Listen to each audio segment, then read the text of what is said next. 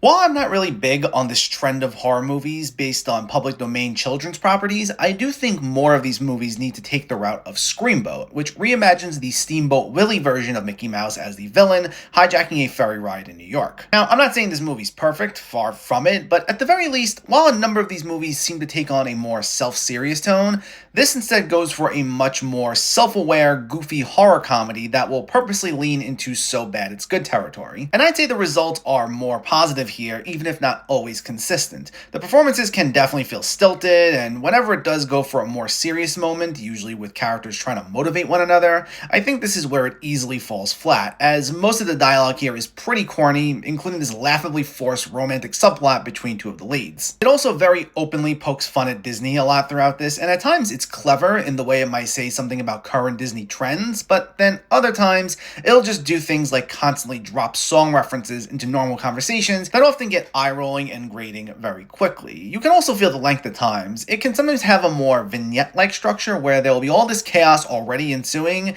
and it'll then introduce characters we've never seen before halfway through the movie who are oblivious to all this going on, only to then get killed themselves in the same scene or next scene. While moments like these can be fun, I still think this could have been cut down by like 10 minutes or so at least. That being said, the bloody practical effects are enjoyable. This is from the same production company that made the Terrifier movies, and it's clearly playing into that same formula. Kills aren't as gruesome or drawn out as Terrifier, with some exceptions, but they're creative, play for some fun laughs, and will give those who enjoy gorier horror movies exactly what they want. And then you have David Howard Thornton as Steamboat Willie, who is essentially doing a version of Art the Clown, just with added mouse noises. And while it's essentially the same shtick, it's one that exudes a lot of fun, over-the-top energy that made for one of this movie's highlights, and he maintains a pretty consistent presence that really offsets the material that doesn't work as well. Also, I thought with him being in full makeup, they were just going to make him human size and not address it at all, but they actually do make him the size of a mouse, which makes certain scenes even funnier. And overall, this is just a fun, campy B-movie that might not be perfect, but it knows what it is, it has fun with it, and if we're going to get more of these slasher takes on classic properties,